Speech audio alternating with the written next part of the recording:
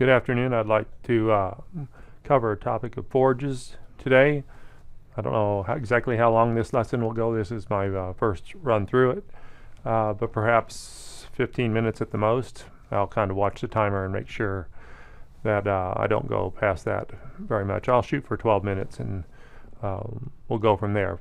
I'm not an expert on forages. I'm a row crop plant scientist, but in the last few years I've learned to appreciate many things about forages, so there'll be several items here that I'll be able to talk to you about. So first, let's talk about the definition of a forage and the definition of being an edible part of the plant that's fed to livestock. Clearly livestock are going to be an integral part of all this, so animal science comes into play. A lot of terms you're going to see used with forages, and they're listed here, rangeland, those types of terms. Most of the time people think of forages as grasses only. However, there are leguminous plants, such as alfalfa being the lead one, and then forbs, which basically are non-sedges, non-grass type plants, maybe weeds, broadleaf weeds, and whatnot. Just some photos that I captured from the web. You can see a forage pasture area with good rainfall in a wooded area. There are many forage areas like this, hay meadows that are partly shaded. And then of course you may go out west where the rainfall is less prevalent and have those types of different grasses out there.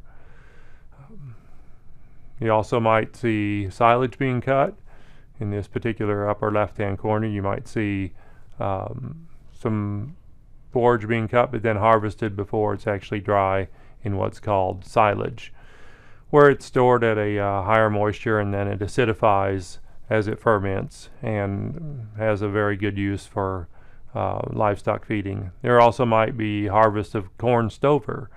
After a corn crop's cut, the biomass is quite high, but the quality of that particular corn stover is not high in terms of hay quality, but it can provide some usefulness to livestock. So what are let me talk to you a little bit about the importance of forages. More land is dedicated to forages than any other crops, and a lot of people that are kind of anti-animal agriculture really don't understand that a lot of land that we have in the U.S. lends itself well to forages that we don't till the soil, and that land otherwise would go unused for food production.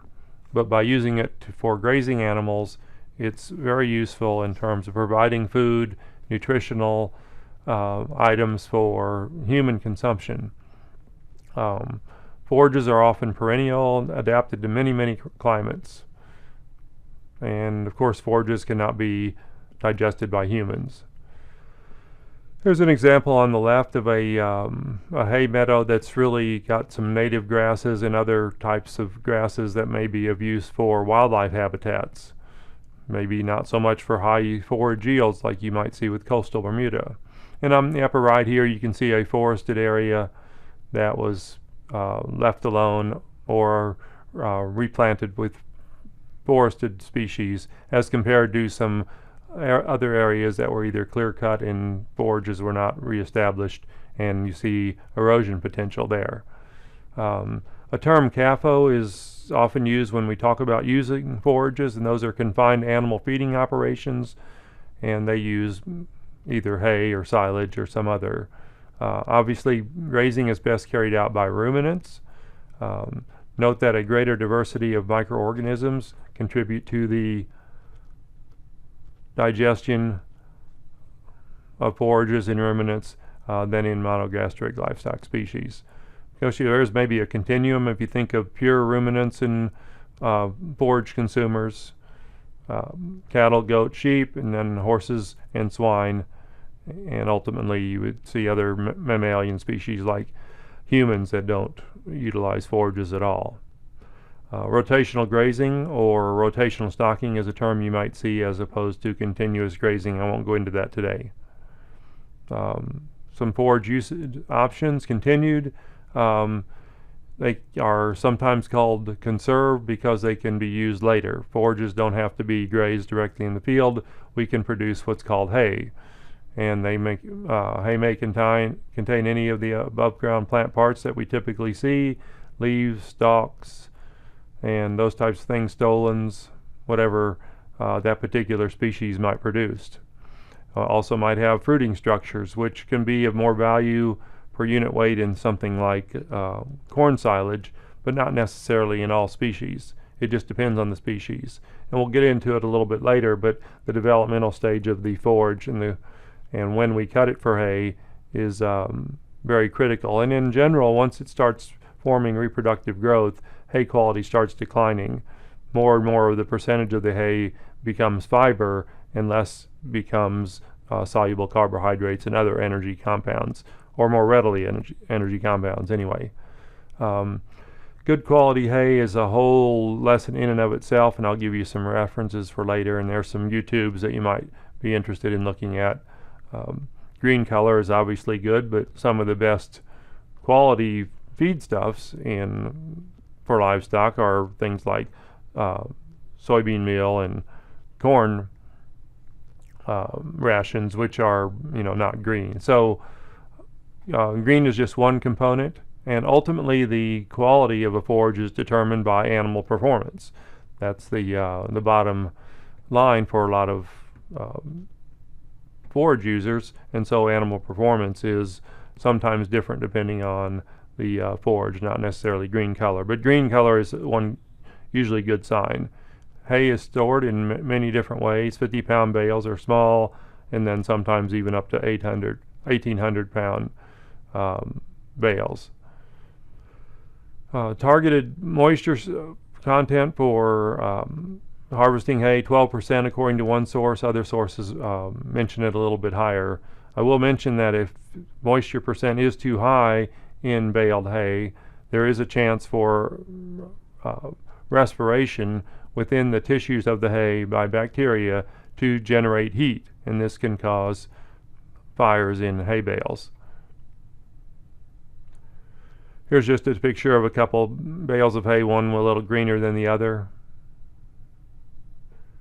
And a summary for alfalfa hay can be found on the website listed here by Dr. Stephen Herbert at the University of Massachusetts.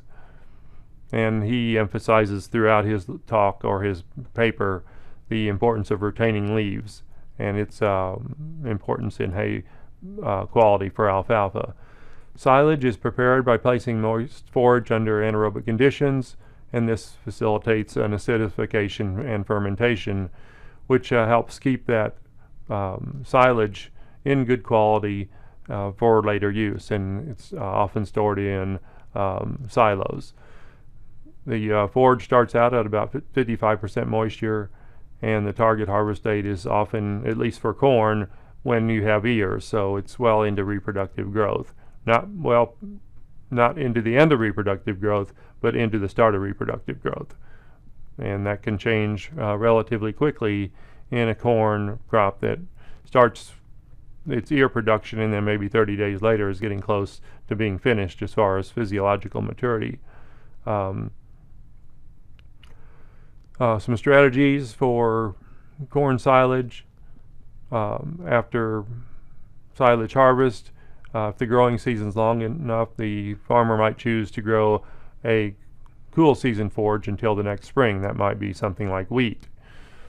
You could also grow a legume and or some other soil building crop for several years, and then that could be followed by a grain crop. Many different cropping strategies that a farmer might undertake.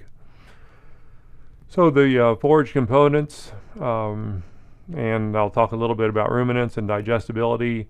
This area, or this particular discussion now, will focus in on forage quality. Fiber percentage is of primary importance, but you're going to see two different approaches to the word fiber. In a lot of contexts, individuals that are talking about fiber percentage in a forage, they think of it as a negative thing. Up to a certain point, fiber is good. I mean, that's what cellulose and hemicellulose and pectin are considered fiber type compounds, and they're very useful to ruminants because they can digest those and form meat products. But if the fiber gets too high, then it's thought of in terms of a negative. So be very careful as you read the literature and individuals are discussing fiber. Some will think of it as negative and some will think of it as a positive. And perhaps a lot of that is related to this breakdown of fiber into pectin, hemicellulose, cellulose, and lignin, which pectin and hemicellulose are good and the other two are not so good.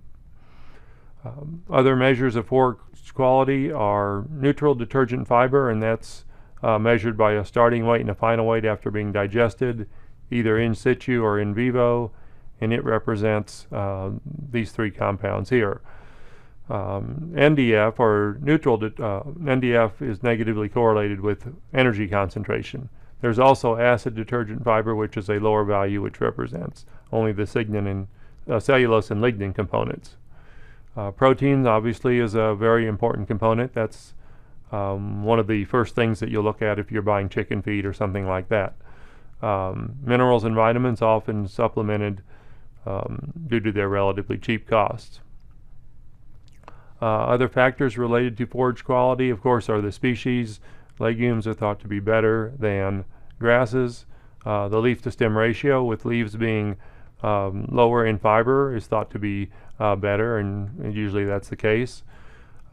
Tissue and reproductive maturity, the more mature, the more fiber. So a plant that's lost all its leaves, for example, is going to be very high in fiber, not very useful as a forage, or at least to many species.